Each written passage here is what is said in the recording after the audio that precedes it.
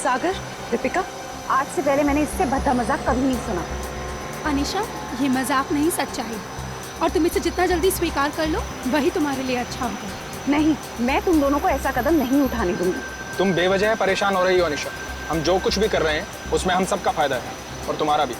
सागर, नुकसान और फायदे से पहले सही और गलत के बारे में भी सोचना चाहिए। बस अनीशा, ये नैतिक विज्ञान का लेक्चर देके हमें बोर करना बंद करो, और तुम्हारा ये लेक्चर सुन के हम लोग अपना फैसला नहीं बदलेंगे। देख लेना, तुम दोनों बहुत पछताओगे। ओ नो, ये गाड़ी तो हमारी तरफ आ रही है। अब क्या करें?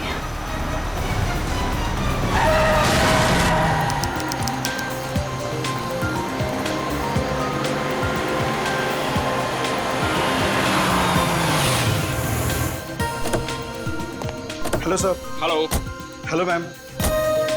सागर, क्या तुम नीर को अकेले ऊपर तक लेके जा पाओगे? पहले भी कई बार लेके गया हूँ। शराब पीने के बाद हमेशा ड्रामे करता है। ठीक है, तो मैं सोने जा रही हूँ, मुझे बहुत जोर की नींद आ रही है। अच्छा सुनो, सुबह जल्दी उठ के शादी में जाना है। Okay, good night. Good night. सुबह जल्दी मिलते हैं। सुनो, जल्दी आना, हमेशा की तरह लेट मत करना। ओके। सर, हम आपकी कुछ मदद करें? एक व्हील चेयर ले आओ। व्हील चेयर की क्या जरूरत है सर? हम दोनों इन्हें ऊपर ले जाते हैं। आपका कमरा नंबर 303 है ना? जितना बोला उतना करो ना। माफ करें सर, अभी लाए।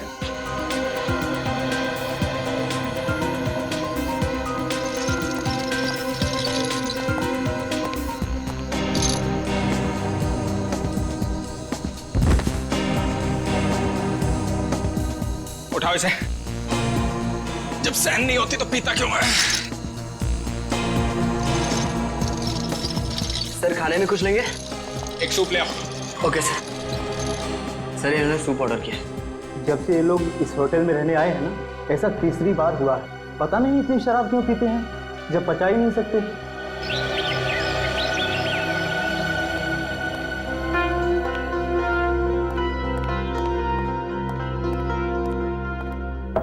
अगर साहब, मीर साहब, सर रूम सर्विस।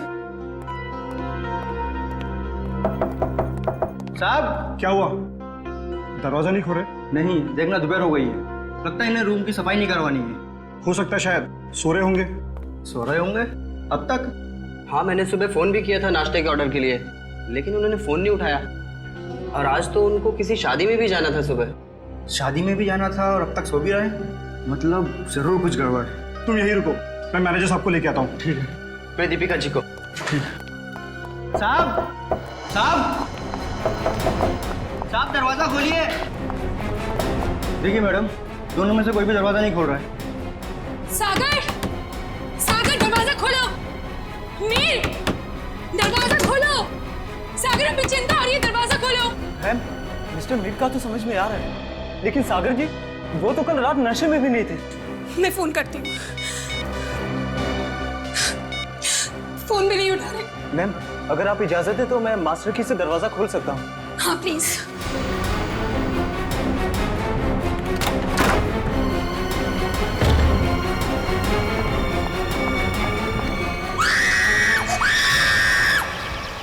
नील, तुम सोच भी नहीं सकते मैं इन छुट्टियों को लेकर कितनी उत्सुक हूँ।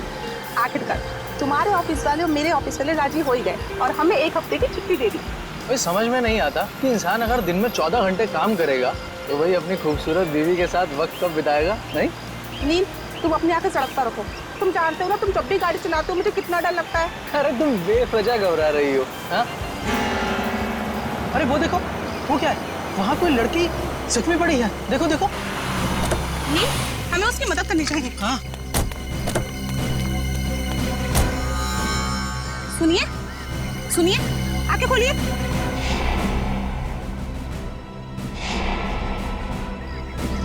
आप ठीक तो हैं? मैं पानी लेकर आता हूँ।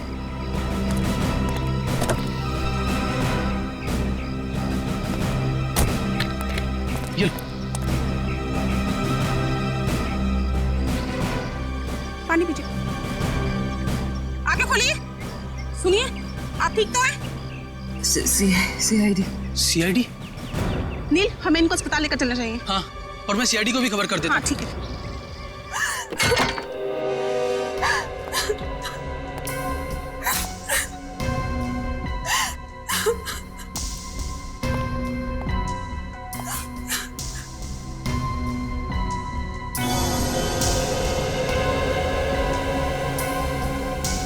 एसी भी ऑन है और एक खिड़की भी खुली है। आप लोगों में से किसी ने यहाँ किसी चीज को हाथ तो नहीं लगाया? नहीं सर, मैंने बस नब्ज देखी और आपको फोन करके बुला लिया। मुझे तो यकीन ही नहीं हो रहा है कि सागर और मीर नहीं रहे। कल रात तक तो अच्छे भले थे दोनों। पलटो से।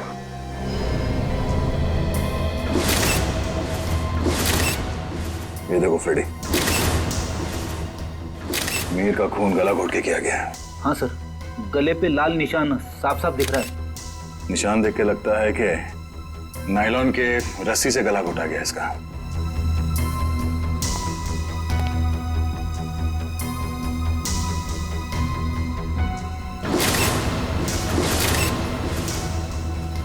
कमाल है, सागर के शरीर पे कहीं भी चोट या जख्म का कोई निशान नहीं है। सर, हो सकता है कि सिर्फ मीर का खून हुआ हो और सागर अपने आप मर गया हो, दिल का दौरा पड़ने की वजह से या फिर और कोई बीमारी की वजह से। नहीं सर, सागर को ऐसी कोई बीमारी नहीं थी। आप चाहे तो मैं आपको उसकी मेडिकल रिपोर्ट दिखा सकती हूँ। मेडिकल रिपोर्ट तो हम देख ही लेंगे। वैसे आप है कौन? मैं दीपिका, सागर और मीर की चचेरी बहन। सर, हम लोग यहाँ शादी में आए थे। और ये शादी कब है? सर, आज सुबह ही थी। कल रात देर से सोने की वजह से सुबह मेरी आंख ही नहीं खुली। और रात को इन दोनों की मौत हो गई। आप लोगों में से आखिरी बार किसने देखा था इन्हें? सर, मैंने देखा था। कल मिस्टर मीर बहुत ज्यादा शराब पी लिए थे और होश में नहीं थे सर। तब मिस्टर सागर इन्हें होटल में लेकर आए थे, तब देखा था सर। क्या मीर अक्सर शराब पीता था? हाँ सर, मीर बहुत ज्यादा शराब पीता था और शराब इससे बर्दाश्त नहीं होती थी। उसके बाद किसी ने देखा इन्हें? हो सकता है कोई कमरे में आया हो रूम सर्विस के लिए या किसी और काम के लिए। हाँ सर, मैं आया था रूम में सूप लेकर। उस वक्त मीर साहब बिस्तर पर लेटे हुए थे और सागर साहब टीवी देख रहे थे। उस वक्त टाइम क्या हुआ था? करीब 12:30 बजे। 12:30 बजे, मतलब उसके बाद इस कमरे का दरवाजा खुला नहीं है। आप लोगों ने आधे घंटे पहले दूसरी चाबी से दरवाजा खोला, राइट? जी सर। इसका मतलब है कोई और आया था यहाँ इस कमरे में, कोई तीसरा आदमी, शायद इस खिड़की से। ये नामुमकिन है सर। हमारे सिक्योरिटी गार्ड हर वक्त नीचे पहरा देते रहते हैं, तो कोई खिड़की से कैसे आ सकता है? कोई गेस्ट आया था इनसे मिलने के लिए यहाँ? नहीं। कोई गेस्ट अंदर नहीं आया, कोई खिड़की से अंदर नहीं आया। इसका मतलब है ये खून होटल के स्टाफ में से किसी ने किया है, ठीक उसी तरीके से। और शायद वो इस दरवाजे से ही अंदर आया, दूसरे चाबी से ये कमरे का दरवाजा खोला गया। सर, ये आप क्या कह रहे हैं सर? भला हम अपने कस्टमर का खून क्यों करेंगे? शायद लूटने के इरादे से। रेडी पंकज, कमरे की अच्छी तरह से तलाशी लो। सर, रात को 2 बजे तक तो कॉरिडोर में मैं फोन पे बात कर रहा था। मैंने तो किसी को इनके कमरे में आते हुए नहीं देखा। आपका कमरा कौन सा है? सर, वो 304।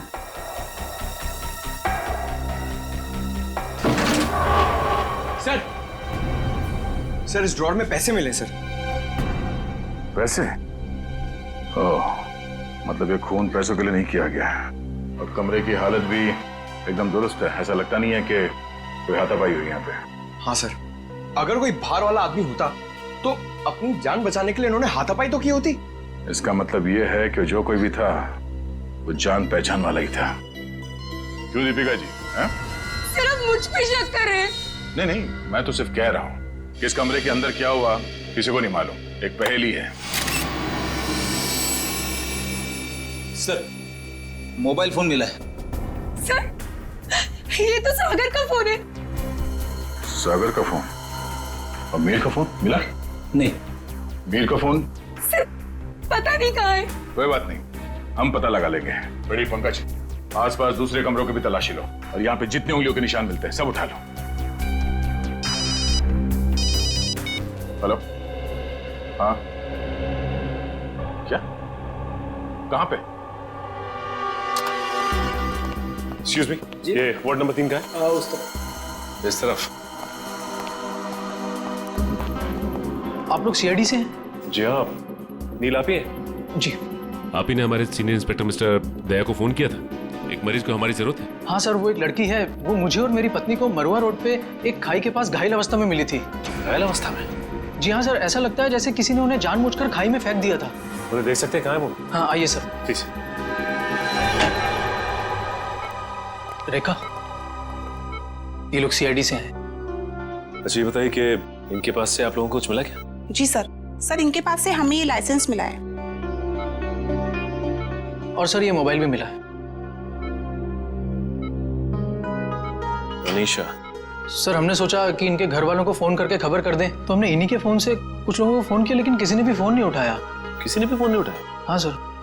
दीपिका, सागर, मीर। अरे सर, ये तो वही लोग हैं। इन सबको फोन किया था तुमने? जी हाँ सर, इनके फोन लिस्ट में इनकी सबसे ज्यादा बात इन्हीं लोगों से हुई थी, इसलिए। ठीक है, इनकी जान बचाने का बहुत बहुत शुक्रिया। आप लोगों की जरूरत पड़ेगी तो हम आपको इन्फॉर्म करेंगे। फिलहाल आप लोग जा सकते हैं। Thank you. और साहब, अब इनकी तबीयत कैसी है? सर इन्हें मामूली चोटें लगी है, पर सदमे की वजह से ये बेहोश हो गई थी। अब ये ठीक है। इनसे बात तो कर सकते हैं ना? जी सर। अनीशा जी आंखें खोलिए। देखिए ये सीआईडी वाले आपसे कुछ बात करना चाहते हैं। देखिए अनीशा जी, आप घबराइए मत। आप ये बताइए कि आपके साथ क्या हुआ था, और ये दीपिका, मीर और सागर आपके लगते क्या हैं? वो मेरे चचेरे भाई बहन हैं, पर उन्होंने उसके साथ क्या किया? किसके साथ? मीर के साथ। देखिए अनीशा जी, मीर की मौत हो चुकी है और साथ ही साथ सागर की भी। क्या? हे भगवान, मुझे पहले ही लग रहा था जैसे कुछ गलत होने वाला है। अनीशा जी, आप क्या कहना चाहती हैं? प्लीज साफ साफ कहिए। हमारे एक रिश्तेदार की शादी होने वाली थी। कल रात हम चारों उसी के संगीत के फंक्शन से वापस लौट रहे थे, तभी मरुआ रोड पे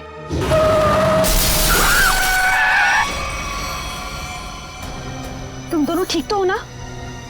हाँ, हम ठीक हैं। घबराओ मत, ये हमारा ही प्लान था। क्या? चलो।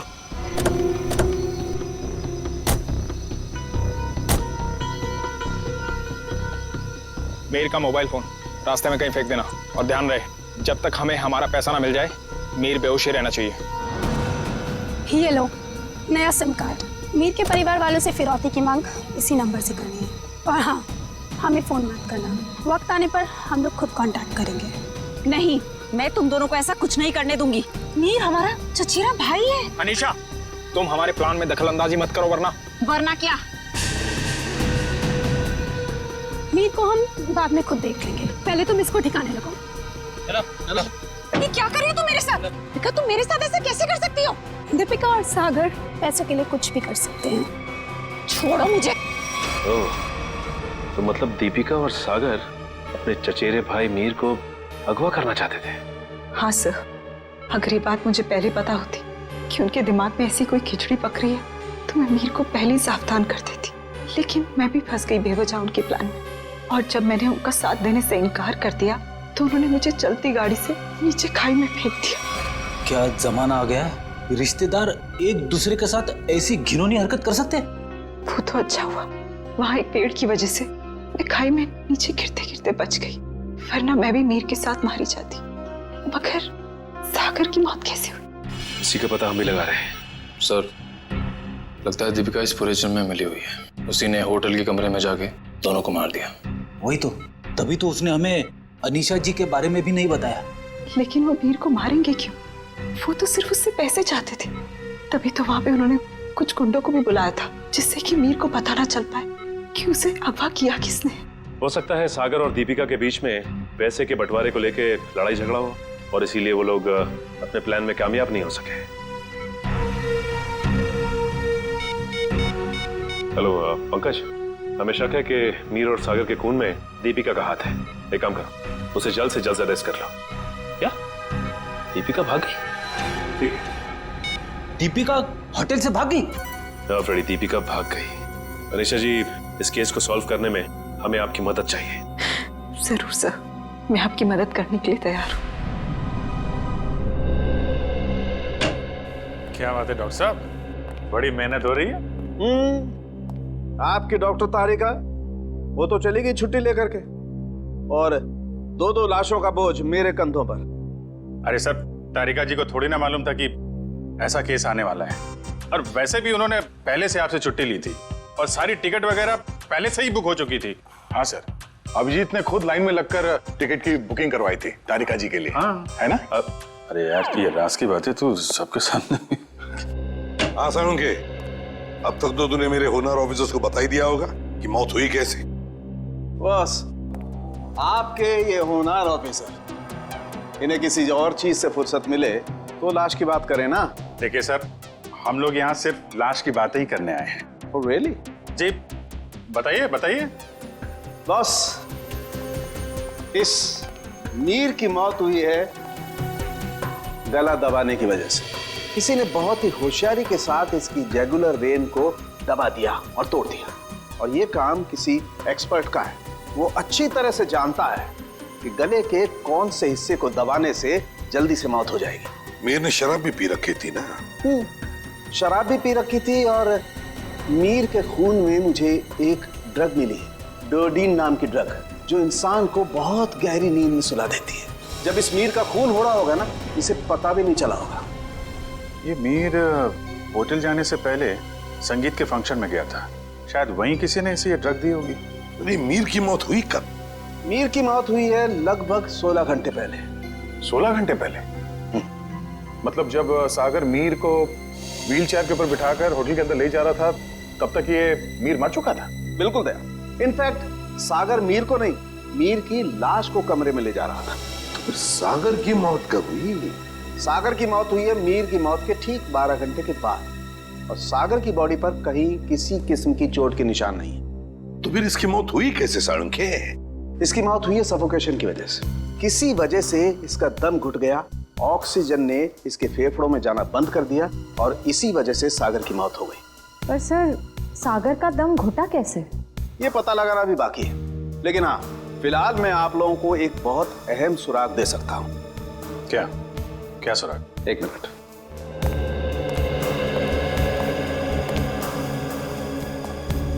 बस ये मीर के कपड़ों के रेशे, और इस पेट्री डिश में सागर के कपड़ों के रेशे। ये कैसा सुराग है डॉक्टर? मेरी तो कुछ समझ में नहीं आ रहा है।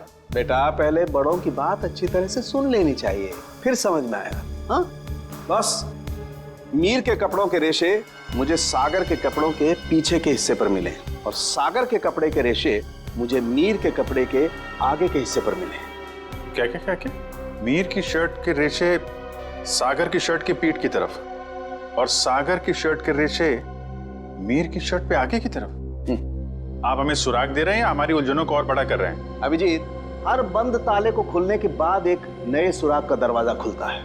फिलहाल इस ताले की चाबी ढूंढनी है।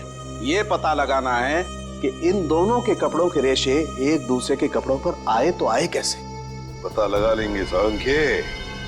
जब तूने इतना सब पता लगा लिया है तो फिर इसके आगे का हम पता लगा ही लेंगे।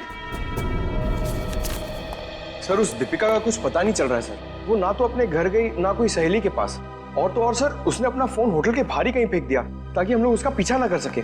इसका एक ही मतलब हो सकता है कि दीपिका का कोई ना कोई संबंध जरूर है मीर के खून के साथ, इसीलिए तो वो गायब हो गई। सर, अगर ऐसी बात है तो दीपिका को पहले ही गायब हो जाना चाहिए था। वो हमसे मिली क्यों? शायद उसे ये पता नहीं था कि सागर की भी मौत हो जाएगी, और जैसे सागर की मौत होगी सारी बाजी पलट गई। और फिर अनीशा ने भी तो ये कहा था ना। हाँ सर, अनीशा को भी मालूम नहीं है दीपिका कहाँ जा सकती है, और मीर को संगीत समारोह में ड्रग किसने दिया ये भी वो नहीं जानती।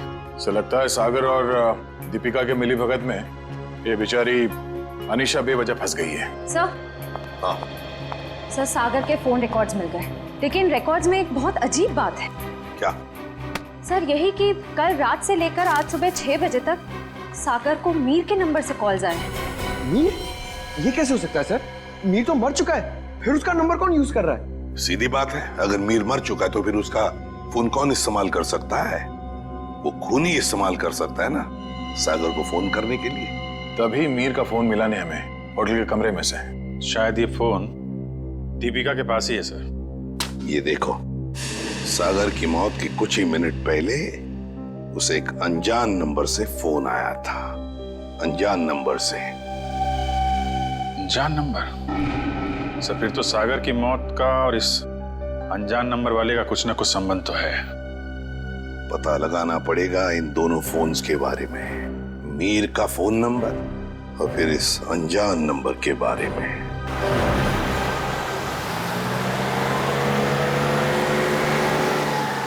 बस आप यहीं गाड़ी रोक दीजिए।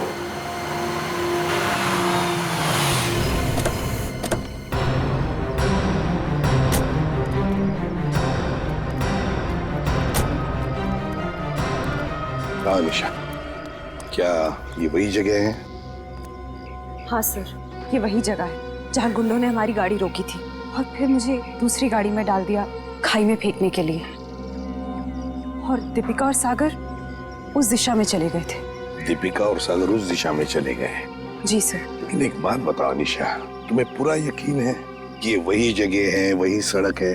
रात का समय था, हो सकता है तुम कुछ भूल कर रही हो। नहीं सर, मुझे पूरा यकीन है ये वही जगह है। जब गुंडे हमारी गाड़ी के आगे आए थे तो हमारी गाड़ी वो पेड़ से टकराई थी। उस पेड़ से? जी सर।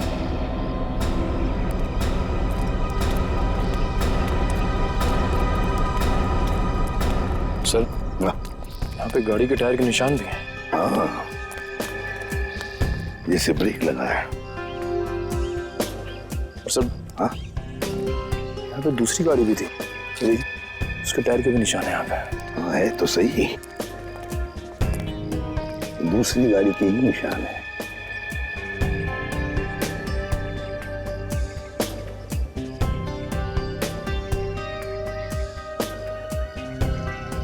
ये देखो, कांच के टुकड़े, कांच के टुकड़े। सर शायद मीर और दीपिका की गाड़ी के होंगे। हाँ, हो सकता है। लेकिन सर, उनकी गाड़ी जब होटल में आई थी तो सही सलामत थी। वही तो फ्रेडी, वही तो।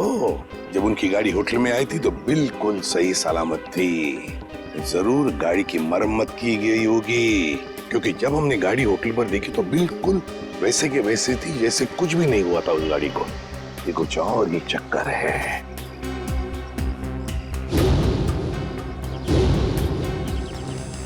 गोली? निखिल, फोर्सेप देना। सो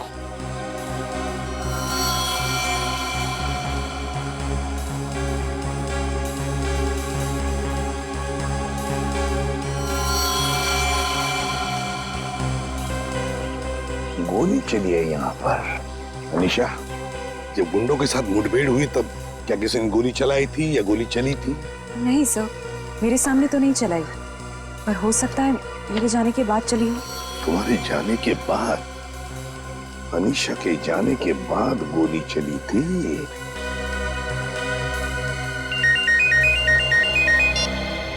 आ गया। अच्छा, सागर को मिहिर के फोन से जो फोन आया था वो कहां से आया था उसका पता चल गया है? हम जहां पर खड़े वहां से 15 किलोमीटर दूरी पर है, कोई ढाबा है। एक काम करो, डिटेल लोकेशन का एमएमएस भेज देना या एसएमएस भेज देना, ठीक है? Great work. सिस्टर, आप अनीशा को हॉस्पिटल ले जाना।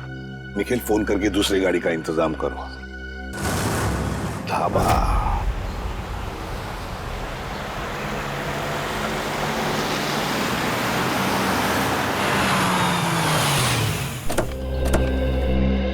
ये है वो प्रकाश ढाबा, यहां से किया गया था सागर को फोन। आइए आइए साहब, क्या खिलाऊं आपको? दाल मखनी, कढ़ाई पनीर या फिर सरसों का साग? बस कर यार, और नाम मत लेना वरना मेरे चूहों में पेट दौड़ने लगेंगे। सॉरी सर, मेरे पेट में चूहे दौड़ने लगेंगे। तो अच्छी बात है ना साहब, हमारा धंधा और बढ़ेगा। देखो, हम यहाँ खाना खाने के लिए नहीं, तहकीकात करने के लिए आए हैं। हम लोग सीआईडी से हैं। सीआईडी? तू चुप रहे छोटू। साहब, हुआ क्या है? हमने तो कुछ नहीं किया।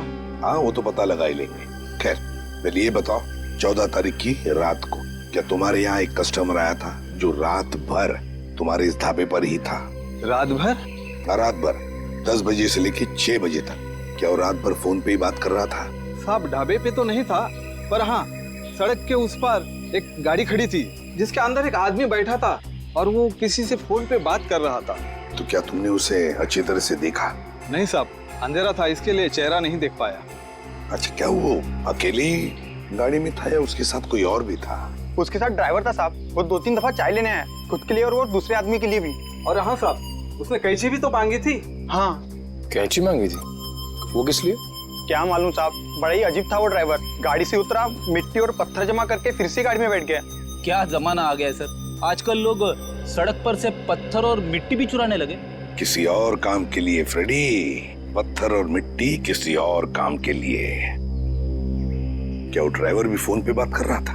नहीं साहब, जो पीछे बैठा था वही आदमी बात कर रहा था। ड्राइवर को तो तुमने अच्छी तरह से देखा है ना? हाँ। तो हमारे लिए उसका एक स्केच बनवाओ, ठीक है? हाँ।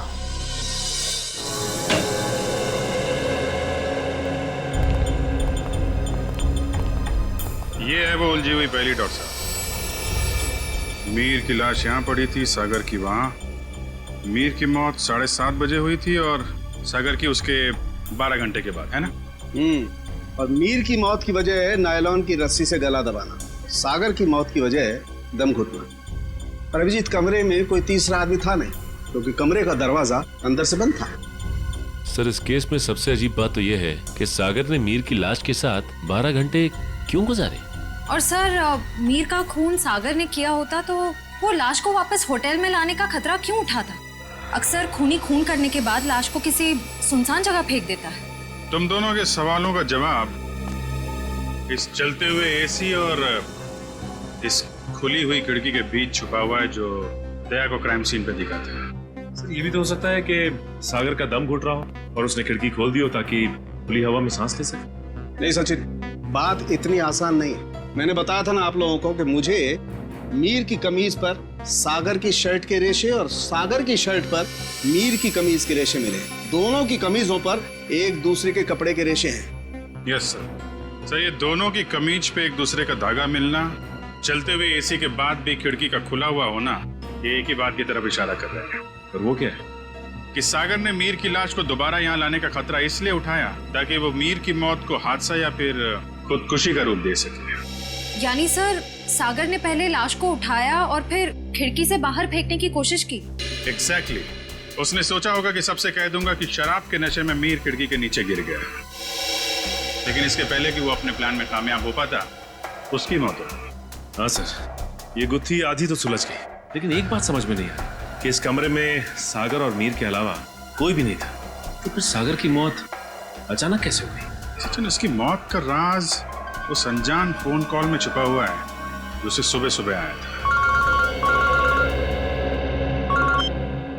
हाँ पंकज, अनजान कॉल का पता चल चुका है कहां से की गई थी? Very good. कौन सी जगह? झूला टावर।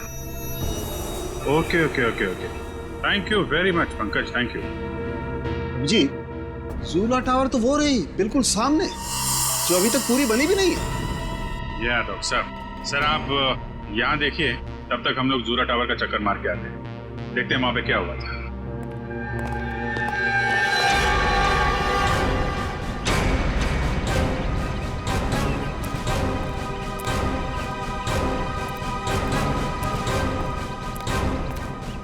साहब, कौन है आप लोग? कहाँ जा रहे हैं? सीआईडी से हम लोग, हमारी ससुराल वाले। सीआईडी? कुछ हुआ है क्या साहब? क्या बात है साहब? साहब कुछ तो बताइए। चुपचाप आओ, पीछे पीछे हमारे, समझे?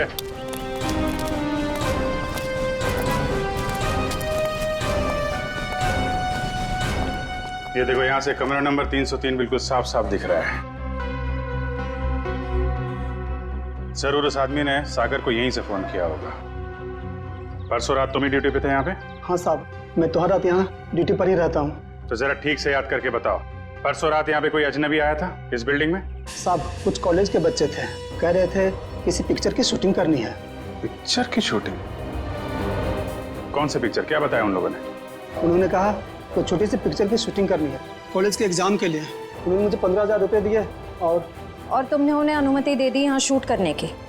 जी, मुझे लगा मेरी और मेरे बच्चों की मदद भी हो जाएगी। और खूनी की भी।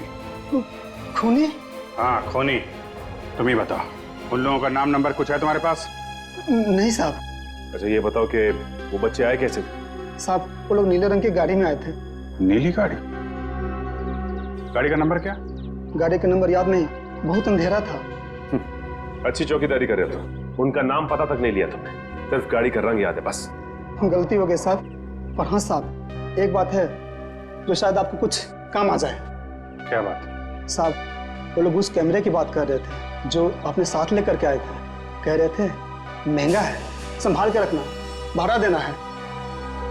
भाड़े का कैमरा?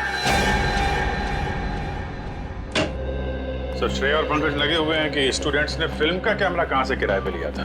गुड। और दया, ड्राइवर का स्केच बन गया? हाँ सर, वो स्केच हमने सभी एम्प्लॉयमेंट एजेंसी में भेज दी है। बहुत जल्द उसकी पहचान हमारे सामने होगी। तू यहाँ? हाँ यार, लैब में बैठा बैठा बोर हो रहा था। मैंने सोचा आप लोगों के साथ ब्यूरो में चल के चाय पी लेता हूँ। अरे चाय तो हम आपको जरूर पिलाएंगे डॉक्टर साहब, लेकिन ऐसा कौन सा सबूत हाथ लग गया है जो आप भागे भागे यहाँ चले आए? सुराग हाथ में तो नहीं लगा है अभिजीत, लेकिन लगने वाला है। ये देखो, ये चार्ट देख रहे हो? ये तो कोई कैलकुलेशन चार्ट लगता है। किस चीज का चार्ट है ये? बॉस, ये मीर और सागर की मौत का कैलकुलेशन चार्ट है। अगर मेरी कैलकुलेशन सही निकल गई ना, तो इस सागर के दम घुटने का राज यूं पता चल जाना, यूं। सर आइए। सर ये मिस्टर सोहन है। उन कॉलेज स्टूडेंट्स को कैमरा किराए पे इन्होंने ही दिया था। कौन से कॉलेज के स्टूडेंट्स थे वो? Sir QR institute of medical science and research centre. ये मेडिकल कॉलेज के बच्चों को फिल्म मेकिंग में कहां से इंटरेस्ट होने लगा? कितने लोग आए थे? सर 4 स्टूडेंट्स थे। 4 लोग? तो उनमें से किसी ने तो अपना नाम बताया होगा। हाँ सर, एक लड़के ने अपना नाम और नंबर दिया था। क्या नाम है उसका? सुनील। सर नंबर बंद आ रहा है उसका, रास्ते भर ट्राई कर रहा था मैं। जरूर इस मेडिकल स्टूडेंट में से कोई है जो इन दोनों पर नजर रख रहा था, मीर और सागर पर। हाँ सर, और सुबह जिस प्राइवेट नंबर से सागर को फोन आया था वो भी इनमें से किसी ने किया होगा। बस इस मेडिकल कॉलेज में जाकर इन स्टूडेंट्स से मिलो, जरूर कोई ना कोई सुराग तो मिलेगा ही मिलेगा। हेलो, ड्राइवर का पता चल गया? कहाँ रहता है वो?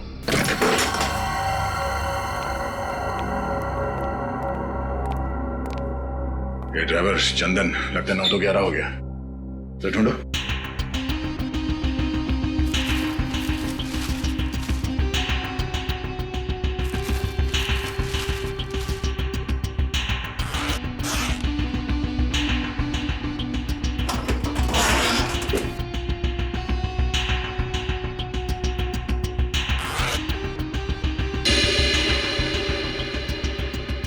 पंकज, पैसों का बैग तो यहीं पे है। पैसों का बैग, इसका मतलब वो शहर छोड़ के भागा नहीं है। पैसे लेने जरूर वापस आएगा। अरे भाई साहब, जी साहब इधर आना। जी साहब। अरे ये चंदन कहाँ गया, कुछ पता है क्या? गाड़ी तो यही है, यही कहीं होगा। ठीक है, आप जाइए। कहीं ये वही गाड़ी तो नहीं जिसे ढाबे वाले ने देखा था? चलो देखते हैं।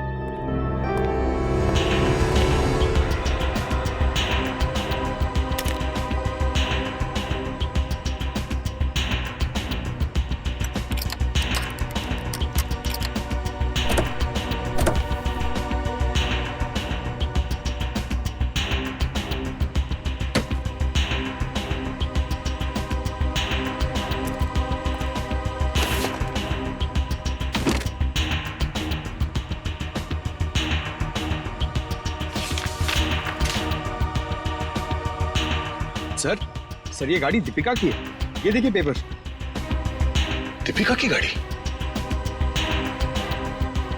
और ये देखो, पत्थर पे सूखा हुआ खून। शायद ये वही कंकड़ पत्थर है जिन्हें ड्राइवर ढाबे के पास इकट्ठा कर रहा था।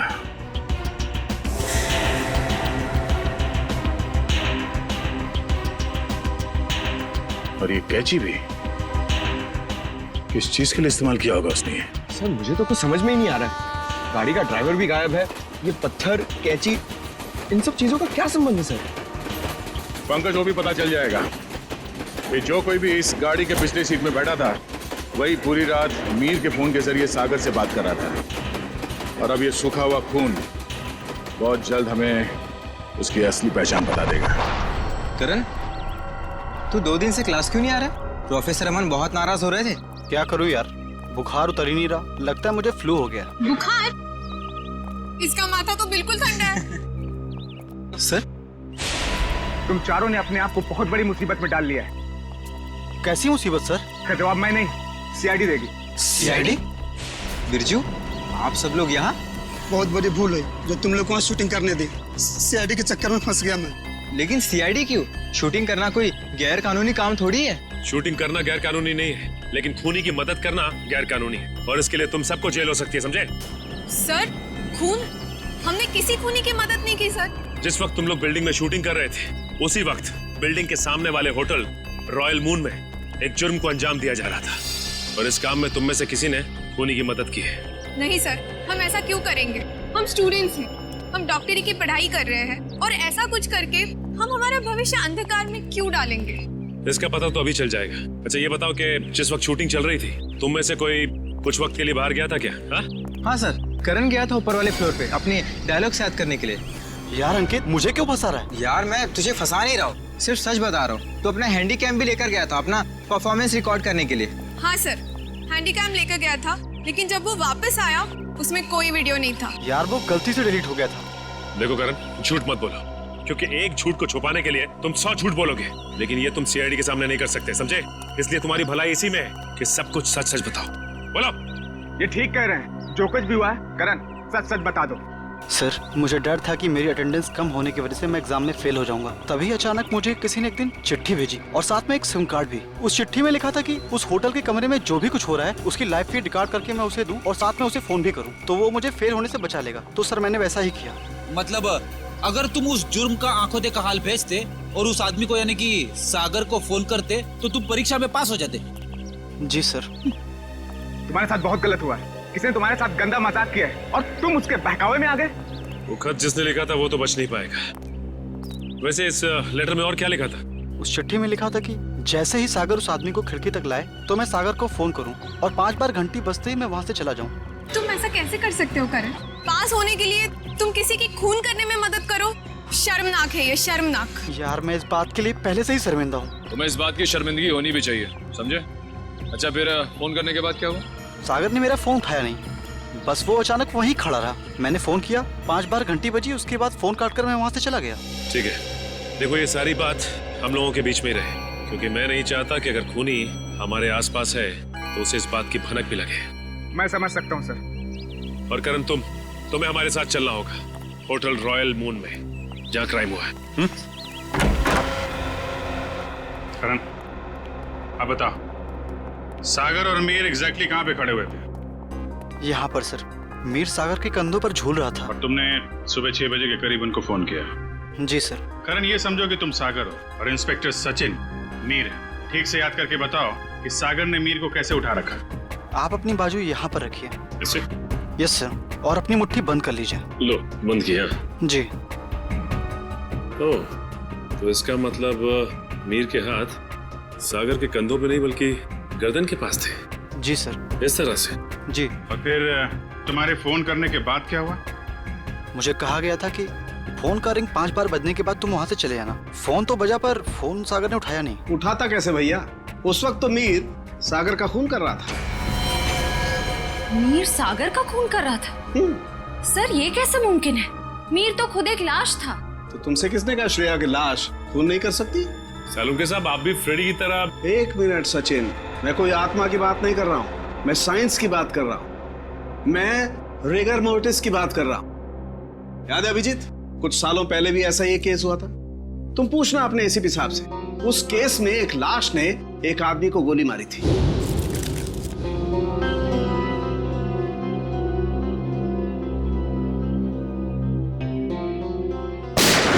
मैं भी यही सोचा था डॉक्टर साहब। अब इसे संयोग कहिए या बुरे काम का बुरा नतीजा, जिस वक्त सागर मीर की लाश को नीचे फेंकने वाला था रिगर मोर्टिस सेट हो रहा था। उसने सागर के गर्दन को जकड़ा और दम घुटने की वजह से सागर की मौत हो गई। एग्जैक्टली हुआ कुछ ऐसा होगा, सागर कमरे में आया और किसी के फोन का इंतजार करने लगा जो उसे बताने वाला था कि उसे एग्जैक्टली करना क्या है। फोन आने के बाद सागर ने मीर को बिस्तर से उठाया और उसे खिड़की की तरफ लेके गया ताकि मीर को हत्या या आत्महत्या बनाया जा सके। लेकिन एक बात है अभिजीत, मुझे नहीं लगता है कि कोई संयोग था या कोई बुरे काम का बुरा नतीजा था, बल्कि मुझे लगता है सागर को फोन ठीक उसी वक्त जानबूझकर किया गया जब मीर के हाथों में राइगर मोर्टिस सेट हो रहा हो और मीर का हाथ सागर की गर्दन दबा सके।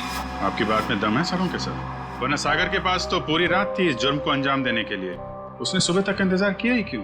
क्योंकि वो चाहता था कि मीर के साथ साथ सागर का भी टिकट कट जाए और उस तक पहुंचने के सारे रास्ते बंद हो जाएं, कानून उस तक पहुंच ही ना पाए। मगर सालुनके साहब, खूनी ना तो यहाँ पे था और ना ही खूनी उस बिल्डिंग में था, तो फिर खूनी को ये कैसे पता चला कि मीर का शरीर कब पकड़ने वाला है और सागर उसे कब उठाने वाला है? करण के फोन के जरिए। मगर सर, सागर ने मेरा फोन तो उठाया ही नहीं। 5 बार रिंग बजी और मैं वहां से भाग गया। मैं भी बताता हूँ। श्रेया, जरा सागर के फोन पे कॉल करना। सर।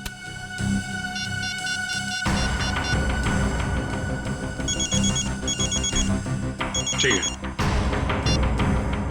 सचिन, अब जरा तुम कॉल करना।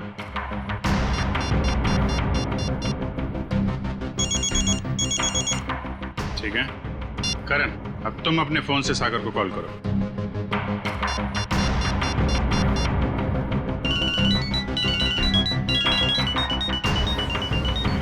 ये क्या सर, मेरे फोन करने पर अलग तरह की रिंग बजी? जी हाँ, बिल्कुल अलग तरीके की रिंग। एक ऐसी रिंग जिसने सागर को सम्मोहित कर दिया, हिप्नोटाइज।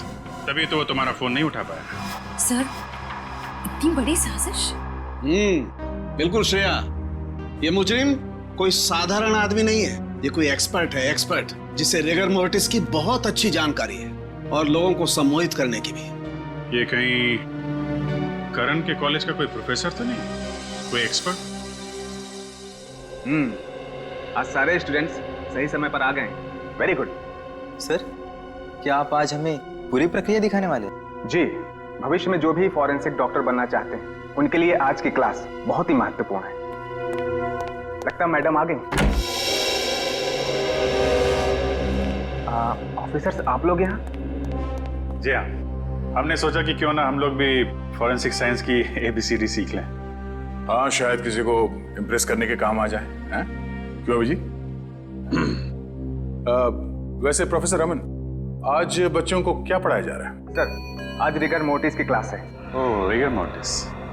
जी सर। यानी लाश की अकड़न के विभिन्न स्तर विद्यार्थियों को सिखाए जाएंगे, हैं? जी सर, इसलिए हमने खास तौर पर इस विषय के विशेषज्ञ को बुलाया है। अच्छा, कौन है ये विशेषज्ञ, ये एक्सपर्ट? जरा हमारी भी मुलाकात करवा दीजिए इनसे।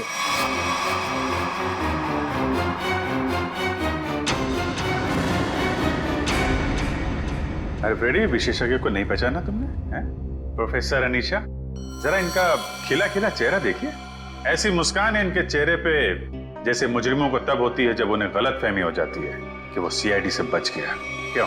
ये कैसी बातें कर रहे हैं आप? वैसे खून की प्लानिंग तो वाकई बहुत सोच समझ के की थी आपने, मगर एक गलती कर दी, CID को हल्के में आंक लिया। क्या बकवास कर रहे हैं आप लोग? मैंने कोई खून नहीं किया है, मैं तो खुद घायल हूँ। उन्होंने मुझे खाई में फेंक दिया था। क्या भूल गए हैं आप लोग? हम कुछ नहीं भूले, शायद आपकी याददाश्त कमजोर है। क्या मतलब? मतलब यह कि आपको खाई में फेंका नहीं गया था, आप खुद उतरी थी वहां पे। आपके शरीर पे ये जो जख्म है, चोट के निशान है, ये खुद आपने बनाए हैं। क्या सबूत है ये निशान मैंने बनाए हैं? वैसे हम जानते हैं कि फॉरेंसिक डॉक्टर होने का फायदा उठाकर आपने इस केस में ज्यादा सुराग नहीं छोड़े, पर उस कार को साफ करना भूल गई हैं। पत्थर पे जो खून मिला है और कैंची पे जो उंगलियों के निशान है, वो आपके हैं अनीशा जी। हमारे पास काफी सबूत हैं आपको अदालत में खूनी साबित करने के लिए। बाहर जाने के सभी दरवाजे बंद हो चुके हैं अनीशा जी। अब सिर्फ जेल का दरवाजा आपका इंतजार कर रहा है। अब बताइए, क्यों किया आपने ये सब? दीपिका और सागर ने प्लान बनाया था, मीर को किडनैप कर लेंगे और बदले में उसके ट्रस्ट से ढेर सारा पैसा मांगेंगे। उन्हें नहीं पता था कि मुझे उनके प्लान के बारे में सब कुछ पता लग गया है और बदले में उनके खिलाफ में एक और प्लान बना रही थी जो उनके प्लान से कई ज्यादा खतरनाक था। और उस ड्राइवर और दीपिका का क्या किया तुमने? दोनों को मारकर जंगल में फेंक दिया नीलगंज के। शर्म आनी चाहिए तुम्हें। एक फॉरेंसिक डॉक्टर का फर्ज होता है कि वो समाज से जुर्म को मिटाने में कानून का साथ दे, खूनियों को पकड़ने में मदद करे, लेकिन तुमने अपनी शिक्षा का गलत इस्तेमाल किया है। खुद एक अपराधी बन गई। ऐसे घिनौने अपराध की सिर्फ एक ही सजा है, फांसी।